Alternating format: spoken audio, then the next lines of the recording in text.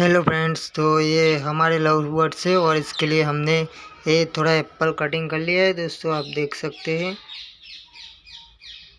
ये एप्पल है और इसके लिए हमने वाटर भी ले लिया है। आप देख सकते हैं ये एप्पल हमने कटिंग किया है। अब इसके बीच में हम इसे रख देने वाले हैं। ये आप देख सकते हैं दोस्तों, ऊपर रख दिए हैं।